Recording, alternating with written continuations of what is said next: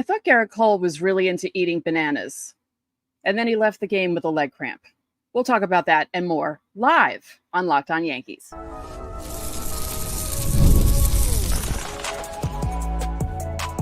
You are Locked On Yankees, your daily New York Yankees podcast. Part of the Locked On Podcast Network, your team every day.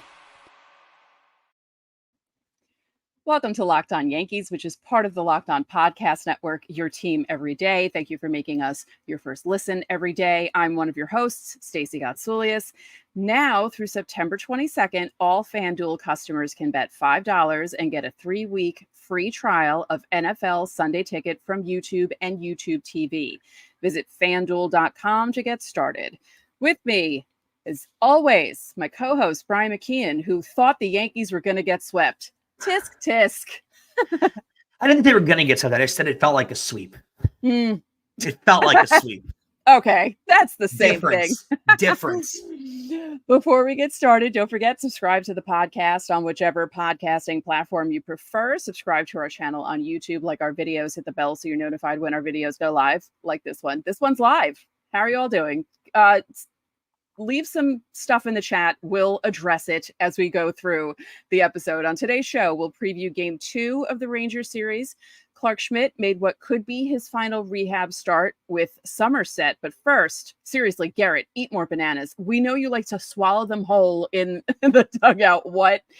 I knew that it wasn't a major thing because he was stretching and he walked off without a limp. So I felt okay. But it was just like, no, for that first second, when you see him walk off, you think, oh, no. I was driving, so I was listening to the radio broadcast. And when you hear the radio announcers tell you when they come back from break, Gerrit Cole walked off the mound and went with the trainers. I'm in my car freaking out like, oh, God, that's and then you find out later on that it's a cramp and it's nothing serious. I think it probably has more to do with the Texas heat, honestly, than it does with him being not hydrated or whatever, because Gerrit Cole takes very good care of his body. It feels a lot like it was something like that was going on. And, it's actually best case scenario. Muscle injury, something like that could end the season because we have a month left. Right. I had said that. Hold on. I said that to my friend because she's like, what if it's a strain? What if it's a pull? I'm like, if it's a strain or a pull, he's out. Done. He's not going to be back in time for anything. So I've never prayed for cramps more in my life. Interesting coming from a female with that one, but as we move on, this is best case scenario for the Yankees. This is a simple hydration, a few Gatorades and a banana, and he's good to go. So, it's part of the Texas heat. It's a thing that happens to baseball players more often than you even know.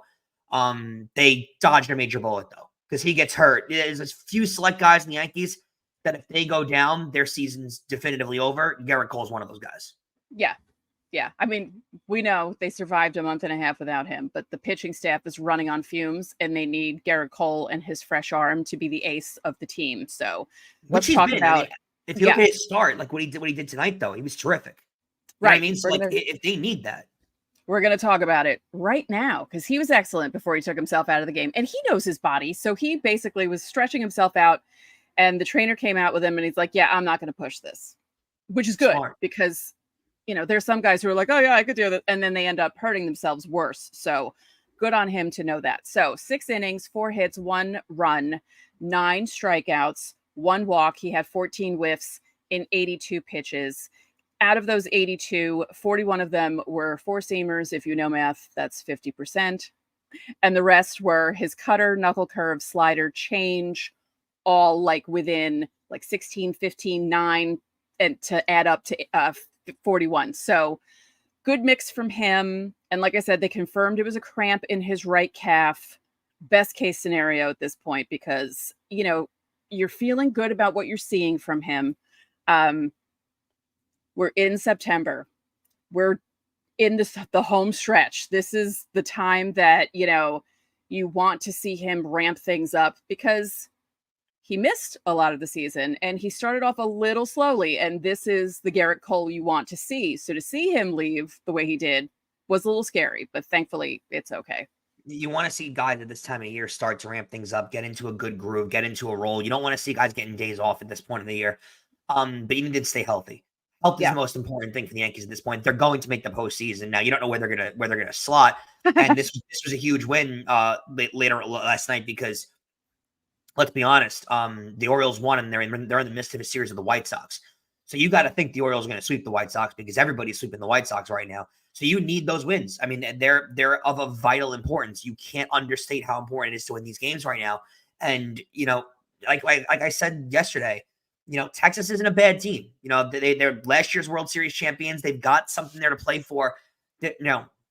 Texas is not a terrible team. They struggled this year, but this still reeks of a team that could easily sweep you. Take 2 out of 3. It's not an easy matchup. So you have to go into these games with a little bit of urgency and a little bit of care. And Gerrit Cole is that stopper for you, right? You lose 14-7 yesterday. It's an embarrassing fashion.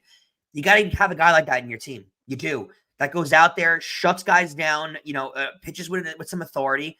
And that's what Gerrit Cole is for them. And, you got to feel really grateful, like you said, that you find out, midst of the game that it was only a cramp because this could have been so much worse. Speaking of that game on Sunday, the offense, they scored 7 runs in that game and they scored 8 on Monday, which is great. Everyone got involved too, pretty much. Soto and Judge woke up a bit. Rizzo looks pretty good since he came back. And I had joked with a friend about this, but I'm thinking that it's possible the time off that he had with the broken arm actually helped him with the head, because I really don't think he was 100% when he came back at the start of the season. He looked awful in the beginning of the year before he got hurt. And I really think that injury from 2023 was still affecting him. And I think that time off with the arm actually helped him. It'd be huge if he can get things going. And I think the Stanton home run is huge too. Right now he becomes the only active player in Major League Baseball with 10 25 home run seasons, which is unbelievably impressive. For the flack that Stanton gets, which feels like more than any baseball player in the league sometimes, he has put together some heck of a career, some heck of a productive career, a consistent career, with all the injuries that we've seen from him over the years. And he was hurt for a significant portion of this year too. 25 home runs again. I mean, it is unbelievably impressive what this guy does. And let's be honest, Stacey, you put Rizzo in this lineup. If Rizzo doesn't have to be amazing, if he is serviceable in the middle of this lineup, and Stanton is what Stanton is, I mean, you lengthen this lineup so much more and become so much more of a dangerous team. It creates so much value in the middle of the lineup. You also have Chisholm hitting. You have Wells hitting. Like, even if they're, they don't all have to hit home runs, but if they're all getting on base and then guys behind them are driving them in. Volpe hit a single against his good friend Jack Leiter. He just missed a home run against his friend Jack Leiter, because that was the main story. That's going to become like the Todd Frazier, Derek Jeter picture. Like, anytime that they play, they're going to mention that. The other thing about Stanton, he is now tied with Mike Piazza for 51st all time with 427 home runs, and he's 100. He hit his 160th with the Yankees. He ties Roy White for 28th on the Yankees franchise list. So he's incredible. I know people aren't going to admit this, and it's a little bit earlier in the conversation, but he could certainly end up being a Hall of Famer. I don't think you think of Stanton when you think of that, but he could easily finish it over. He's going to finish over 500 home runs. I mean, barring some crazy injury futures. He's going to finish over 500 home runs, over 1,000 RBIs. I mean, he's got the accolades there. He doesn't have that ring, but, even in the playoffs too, he's been a good playoff performer for the Yankees too. He's been one of the more consistent players in the playoffs over the last few years. So, you got to give it up for Stanton like that too. And like you said too, Chisholm starting to hit, Rizzo starting to hit. You start to, this is the time of the year when you want all those things to culminate and you want them all to start becoming a reality. And the Yankees need that more than ever. Again, you need Soto and Judge to perform in the postseason, but you can't try and win a World Series with the back of the two of them. You can't. You're going to need help from other places. You're going to need assistance from other places. Those are the kind of players that are going to have to make a name for themselves and going to have to make a stamp on the Yankees World Series if they're going to win one. I will say there were 2 moments that made me laugh. One, when Glaber hit his double, it sounded like they were in New York.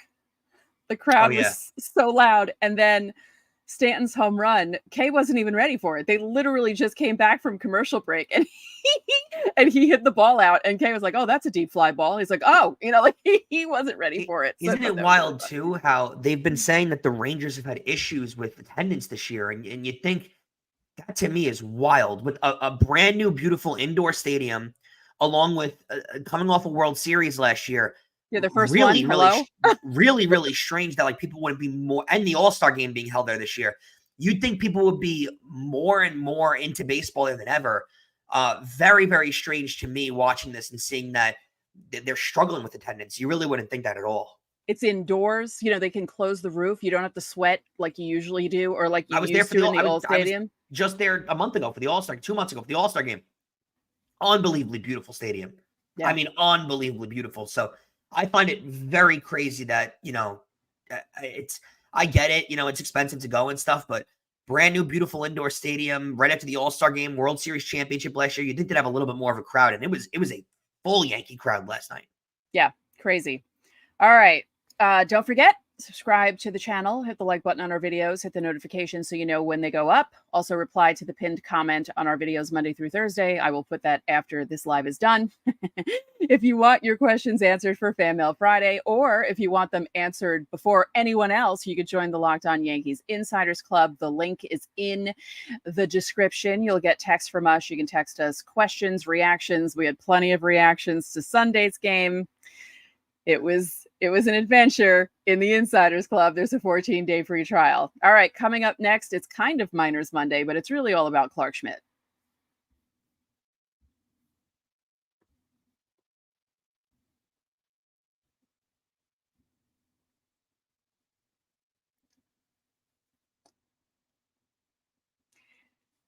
If you're like me, you love going to live events.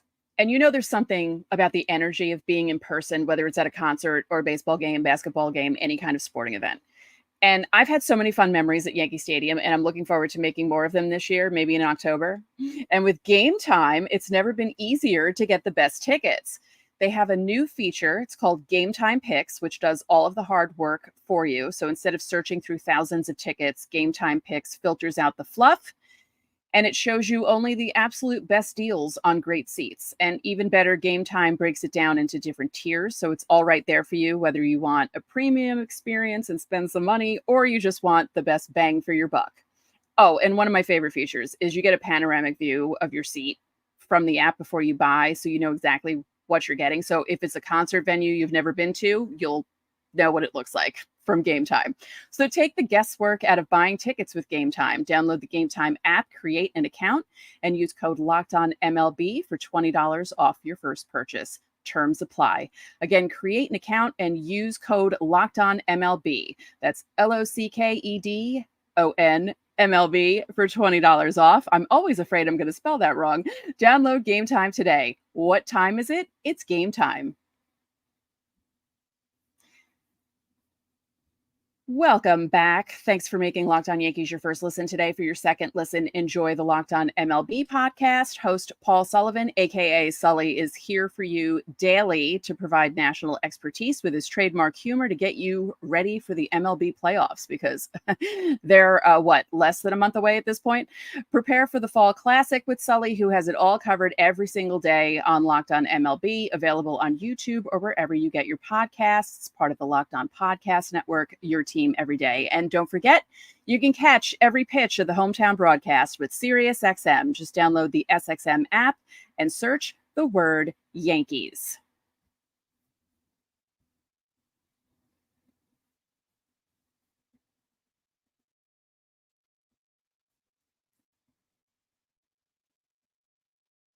Hey, I did it right. Cool. I'm always afraid I'm going to screw that up when we're live because, you know, doing all the different transitions and stuff. So it's a kind of an abbreviated Miners Monday. It's not quite a full thing. And it's also Tuesday. You know, technically this is the Tuesday show, even though we're doing it Monday night. Well, to our credit, we had to discuss Dominguez yesterday. Yeah, and we'll discuss it a little more too in this segment. But first, let's talk about Clarke Schmidt. They moved his rehab from Scranton to Somerset. Had nothing to do with anything. They just moved him to Somerset. It wasn't like, oh my God, they're demoting him. That's not what it was. Just so you all know. So he went 4 2/3 innings, gave up 2 runs on 3 hits, didn't walk anyone, struck out 7, threw 70 pitches. I like the no walks and 7 strikeouts. The 70 pitches in 4 2/3 sounds more like Clarke Schmidt of 2023, but he's also ramping things up as well. So I'm not going to freak out over anything like that. Yeah, and you don't know what he's working on too. Like he could be working on stuff. It's. I like the sign again. Like you wrote in our rundown that people can't see, but 0 walks. That's very encouraging. You always love that. They're gonna need him back. And just to create length in the rotation, like not even length throughout games, but in the rest of the rotation, they're gonna need him back. He could be a key contributor. We keep saying this. I don't know what they're gonna use him for in a bullpen role and in a reliever role. Right now, I think I lean a little more towards reliever in the postseason, but we'll see. I mean, I think he's going to have a major part to do with this. Someone in the current, I guess, if you want to consider the 6 starters that you think of when it comes to the Yankees this year, right? Somebody's going to have to make a name for themselves in the bullpen in the postseason. I don't know who it's going to be yet. I think that their list of candidates is shorter than you might think because there's a lot of guys that are kind of stuck to that starter role and a lot of guys that are a little more, lenient, but if they're going to win a World Series, if they're going to make a deep run into October, they're going to need to get some contribution from the starters, the 6 that into the bullpen. Yeah. In my head just now, I was thinking if Stroman makes the playoff rotation as the 3rd starter and they somehow put Heel in the bullpen because he's never thrown as many innings and they don't want to. I was also thinking maybe if they want to really use Clarke Schmidt in an interesting way, because Stroman is kind of sometimes, maybe they could piggyback Clarke Schmidt and make a right now, Stroman thing. If I were the manager, I'm not even kidding. Right now, my playoff rotation would be Cole, Rodon, and Stroman, and I would use Clarke Schmidt as my middle relief guy in the bullpen. I really would, because he can give you length. You know that he can give you a lot of length. He's got good stuff for multiple innings. And I would put Luis Heel at the back end of the bullpen. That would be something. He's got strikeout stuff. He throws really hard. He's got good location. Doesn't walk a lot of guys. I think he fits that role. And I know you need guys to develop in that role and stuff. And I think they're going to keep him out as long as possible. Let him get as healthy as possible. Keep the innings off of his arm. And I think there's a good chance that last couple weeks of September, you'll see him get some closing opportunities. I think that's the best spot possible. I mean, you even saw Clay Holmes today, Stacey, give up a run. Yeah. It's like he just can't. And even when he is out there, like the amount of balls in play, Yankee defense booting them and some of that is not a recipe for success in the postseason. And although it seems like a lot of times the Yankees are not ultra dedicated to winning, they have to know that Clay Holmes is not an answer in a postseason game. They have to. So we said we were going to talk about Dominguez, and I thought this was an interesting comment. So let's put that up. Nez TBG. Hi, guys. Yankees almost look athletic with Jazz and Volpe. Add the Martian to the mix, and dare I say they can beat out some double plays for a change. It would be nice if they moved the runners. My brother had a hissy fit on Sunday during one of the double plays because they didn't. He's like, they never move the runners. And it's true. It's like, guys, you've hit into the most double plays of anyone in the history of baseball, it seems. And you don't learn. But yeah, no, the team does look a lot more athletic. Jazz had that amazing play on the bases on Sunday. And he just seems like he's always in the middle of things lately. He has really hit. He has hit since he got here. Like that. Yeah. I mean, there is no ifs, ands, or buts about it. Jazz Chisholm has hit ever since he put a Yankee uniform on. It's been unbelievably impressive. And it's been such a key addition for them, right? And it's one of those things too, when they made the addition, nobody sat here and thought, oh, what a great move. Nobody thought that. I mean, you didn't hate the move, but no one thought it was this amazing, unbelievable move. And it wound up turning out like, this could be the Yankees, a key move for them in the postseason. So him being able to hit the way he has been huge. And, we use this phrase so much when it comes to getting guys back from the IL, but getting Rizzo back to wind up being one of those trade deadline sort of acquisitions that you don't think of that can really wind up being helpful. Especially, we talk about it a lot with veteran baseball players. Going through an entire season is a lot for these guys. It's exhausting. It's tiring. There's a lot that goes into it. Stacey, Rizzo getting most of the year off. Gerrit Cole getting a lot of the year off. Yeah. That can wind up being really helpful for these guys. It really can. Yeah. Boone said something about Dominguez again on Monday, that he's at the top of his list. He's on the radar. Just because he wasn't called up September 1st doesn't mean he's not going to be called up. Hopefully this plays itself out. And I don't want to wish that anything bad upon somebody, I mean, hopefully Verdugo goes 0 for 30 over the next week, and that forces the Yankees' hand. Certainly possible. It could happen. Yeah. Because it's just, I mean, I listened to yesterday's episode, listened to today's, that there are no words that I can really give you anymore for the level of upsetedness that I have, if that's a real word, of Dominguez not being called up. It continuously makes zero sense to me. Yeah. And I would like to say this. We'll put Nez back up. Has Jazz been one of the best additions by Cashman in the deadline lately? Yeah. Yeah, but I can't give you a definitive answer on that right now. No, not definitive, but lately. Let's see what he does in the postseason. Because I don't like when people say, oh, the Yankees didn't really do anything at the deadline. It's like, well, yeah, okay, the pitching stuff didn't work out, but Jazz has been great. And like you said, no one was really expecting anything. And I think he's up to 46 games with the Yankees. His WAR is higher with the Yankees than it was with the Marlins, all those previous games in the season. So I think it's got a lot to do with him confidence-wise, the way he feels. That's a really key thing too. I'll say this too. It's just hard to sit here and say that's the best move Cashman's made. It's been 40-something games. Let's see what he does in the postseason. Let's see what he does continuously here. And it does bother me when I have to constantly hear they didn't do anything deadline. They didn't. The class thing that everyone wants to say is they didn't have that all-in move. Look around the trade deadline this year, guys. There really wasn't anything. What was the all-in move? Like, what was the move to be made? There is not another player in baseball that was traded for this deadline that is killing it right now. The Yankees could absolutely need. I mean, Flaherty's been really good for the Dodgers. But has anyone gone to any team where you're like, damn, I wish they would have made that move for that guy? There hasn't been one guy. Yeah. Well, that's true. All right. Coming up next, we'll preview the next game against the Rangers in Arlington.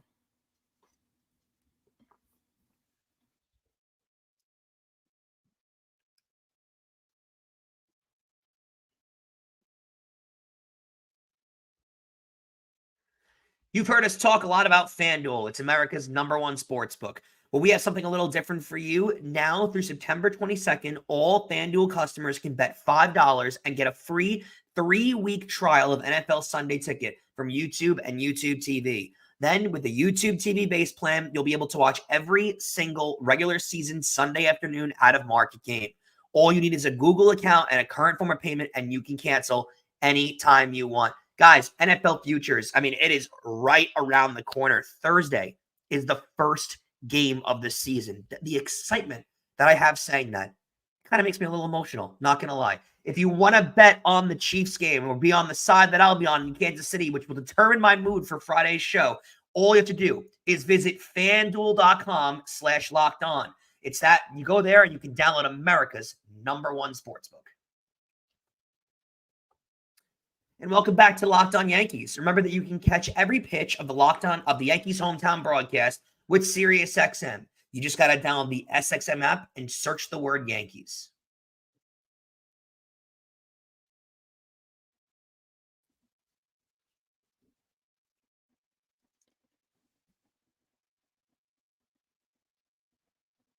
Welcome back, everybody. I jumbled some words there, but you guys know the reads by now, so you're fine. The rest of the series coming up against the Texas Rangers, I want to reiterate, Stace, how pivotal it is to get wins here and to win these games. I mean, you can't expect to sweep against Texas, but if they could, it would be really pivotal. You are a game up on the Baltimore Orioles, and the Baltimore Orioles are playing the Chicago White Sox, who the Chicago White Sox could find out the city is going to burn down if they don't win a game, and they still would not be able to win a game. They are that level bad. They just got swept by the Mets. They are now, I guess, in a weird way, chasing the all-time loss record, which, I mean, they likely are going to hit at this point. I think they're more favored. They're more favored to hit it than not. I mean, they are awful. Next game is going to be Tuesday night, 8:05. Tuesday and Wednesday game at the same time, 8:05. You're going to get Carlos Rodon, who's 14-9 with a 4.31 ERA. He's going against Nathan Eovaldi, who's 10-7 with a 3.60 ERA. Eovaldi always kills the Yankees. ERA is a little low for where the Yankees struggle against, so that's good, I guess. But Eovaldi always kills the Yankees. And Rodon, I mean, we said this every time I feel like Rodon has a start, but it still remains true. You have to see him get into rhythm and stick to that rhythm, because it feels like he gets on rhythms and goes 3 or 4 straight starts where he pitches really well. and then blows up for one and gives up 5 or 6 runs and has a temper tantrum on the mound. And it really is the reason why his ERA is 4.3. Because otherwise, if you take out that 5th start where he's bad, Stacey, his ERA would be in the 2s. He's been that good. I mean, when he's good, he's good. So you need him to be getting on a roll going into the postseason. It is so crucial for them. And then game 3 is going to be another 805 start. Marcus Stroman, who's 10-6 with a 3.81 ERA, will go against John Gray, who's 5-6 with a 4.47. Stacey, these games again pivotal, right? I mean, you got to get wins, especially when the Orioles are playing the White Sox. Yeah. Right now, the Yankees are ahead of them in the loss column, meaning they have one fewer loss, but they both have 80 wins. And, looking at the standings right now, it's kind of amazing that everyone got the AL East mostly wrong right now. Like, especially Boston, everyone in preseason on Locked On picked Boston to be last. And some people picked them to be really last, bad. Really bad. And it's funny to see that Boston is only, I'm going to say only. They're only 10 games behind the Yankees and the Orioles because they have 70 wins, but they just lost to the Mets on Monday night. So thanks, Mets. They have faltered off, Boston. They've cooled down significantly since the start of the year where they were playing really well at the start. Yeah. They have cooled down a lot since then, and you kind of expected that, right? Because they're not super talented. They're very young, but I mean, Boston has been a lot better than anyone really expected, I think. I mean, a lot better. It's weird. This is what Boston does, though, right? They have terrible year. They're going to win the World Series in 2 years because that's just what Boston winds up doing. It is. That's what they do. I hope not. Yeah, but the Mets are in a weird spot too, where they're now pretty much a game behind Atlanta, where they've chased Atlanta. Atlanta has refused to pick up. Detroit has entered the chat when it comes to being in the wild card race. They've played unbelievable. They just beat Boston in the series prior. There are some really, really crazy races that are going on in baseball. I mean, it's coming right down to the wire when it comes to the American League wild card and the division winner, right? Baltimore's in the lead. Minnesota, those teams are comfortable. But Kansas City, Boston is a couple of games back. Detroit is now tied with Boston. So that, I mean, how Detroit has improved so much. They're now both ahead of Seattle, who has completely fallen apart and went all in at the deadline too, which is crazy. I was literally going to talk about that. Okay, so a friend of mine on Twitter posted this. The Mariners are 17-23 since the All-Star break. They're 28-41 on the road. They're 23-23 in one-run games. They're 5-5 since changing managers, and they're hitting .215 since changing hitting coaches. How is that possible? How is that possible? And what's the craziest part of the whole thing? And they're still in second place in the West after all that. Wild to me how they, out of any team, they went all in at the deadline. They traded for Randy Arozarena. Like they knew where they were struggling. They made significant upgrades when it came to the hitting, and they got worse. Yeah. Their fall apart has been one to be studied because I don't have no idea how they've been so bad. And then San Diego at the top of the wild card in the NL, they've been on fire in the last 2 months. Along with Arizona over the last month, Arizona's been incredible. They moved Jordan Montgomery to the bullpen, who's been really good there. Those two teams just can't catch the Dodgers because the Dodgers have been so consistently good all year. And right behind them is Atlanta and the Mets, who are now tied. And the Cubs 3 games behind them. I mean, it is so tight in that NL wildcard race. And only one of those teams are going to get in. How the Mets have managed to catch the Braves is crazy. The Braves have a ton of injuries, but we're so accustomed to seeing the Braves every year be this amazing, unbeatable team, and they've struggled mightily this year. Yeah. Yeah. The Dodgers, Milwaukee, and Philadelphia, their records above 5 against teams with records over 500. Philly is 43-34.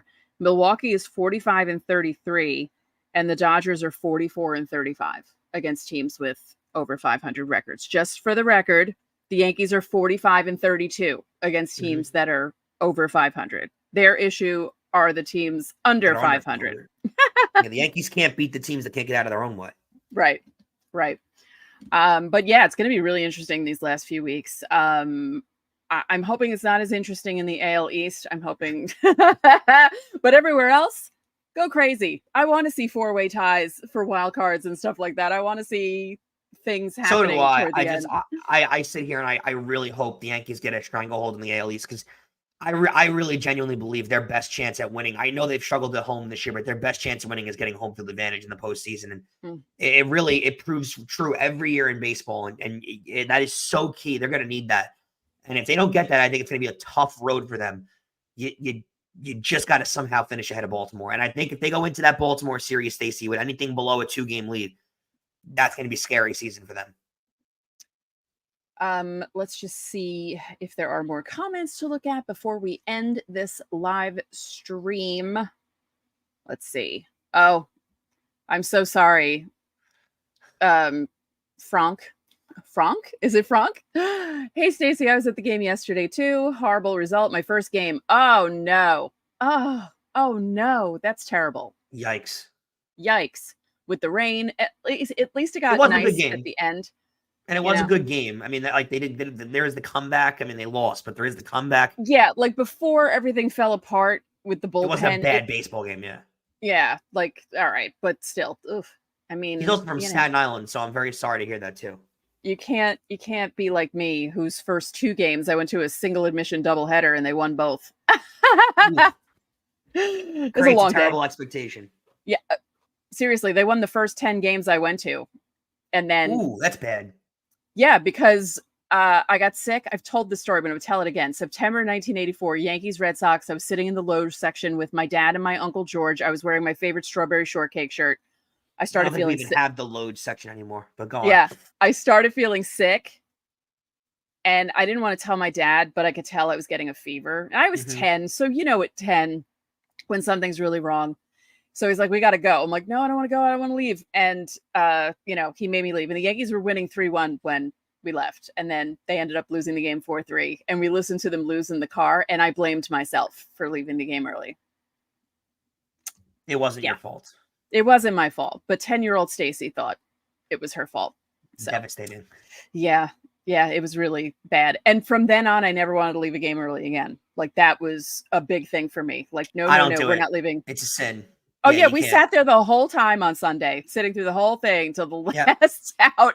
We didn't even leave the seats. We waited for New York to play at least once, and then we got up. We were just like, all right. Well, I mean, I'll say that too, though. Like the playing of New York when they lose is disgusting. I hate that they do that. Like it's oh my God, it bothers me more than anything. Well, I changed the lyrics to we're losing today. Yeah, and the people around me laughed. They thought disturbing that they play it during losses. I don't know why they do that.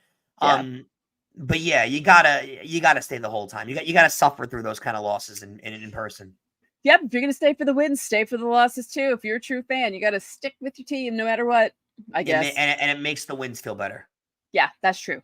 All right, well, thank you all for joining us tonight. This would be interesting, Edwin. It would be if the Mets did get a wild card. Yeah, I mean their starting pitching is rough, but they have plenty of appearances out of Minaya and stuff, and Severino. They could make some noise. I don't think they will, but I mean they're one of they would be a pesky playoff team. Like I don't think you're necessarily scared of them, but you don't want to play them either. Right, because they can win. One more. Let's do one more. My first says fist, but it was I get it. You're typing fast. My first game was in 1976 against the Sox. I don't recall much, but I know Chambliss hit a walk-off. Nice. Wow. Nice. Speaking of Chambliss walk-offs, my 2 cousins were at the ALCS walk-off in 1976. And, everyone ran on the field. They ran onto the field. My cousin Eric took a patch of grass off the field and then put it out on the fire escape in a planter, and it was dead within 5 days. Oh, that'd be cool to grow. I've only done that once in my lifetime, and it doesn't happen in baseball anymore. It doesn't happen in NFL football. I went to LSU, Alabama 2 years ago, and LSU beat the number 1 team in the country, Alabama, at Death Valley in Baton Rouge. And me and my friends got to storm the field at the end of that game, and my friends all took home grass from Death Valley. So yeah, I know the feeling. I wish baseball still allowed that because it is such a cool experience.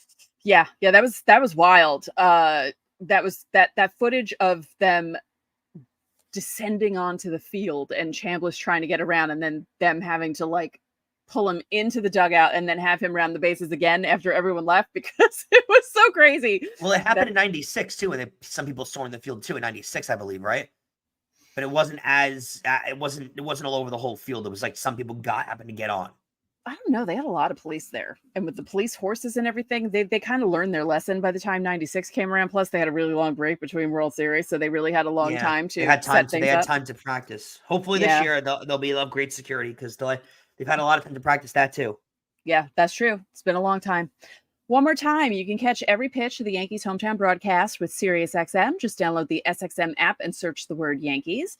We'd like to thank you for making Locked On Yankees your first listen today. If you're listening to this on audio, if you're live now, we're not your first listen. It's almost midnight on Monday. We were your first listen this morning when we did Monday's show. But thank you for making Locked On Yankees your first listen. Now go check out the Locked On MLB podcast. Prepare for the Fall Classic with Sully, who has it covered every single day. You can find the link to Locked On MLB in the description, so you don't need to search. It's part of the Locked On Podcast Network, your team every day. And as I mentioned on Monday's show, we have exciting news. Not only do we cover your team every day, but now we're giving you instant episodes after every single game. Check out the Locked On Yankees postcast right here on the Locked On Yankees podcast feed, as well as streaming on the Locked On Sports New York YouTube channel. That's new this week. Everything's starting because football's starting. Get rapid reaction to all the biggest moments with the Locked On Yankees postcast. And we will be on there occasionally to talk about what's happening with the Yankees. And it should be fun and interesting. So that'll do it for this live edition of Locked On Yankees. I'm Stacey Gotsoulias. And I'm Brian McKeon. We'll catch you guys tomorrow.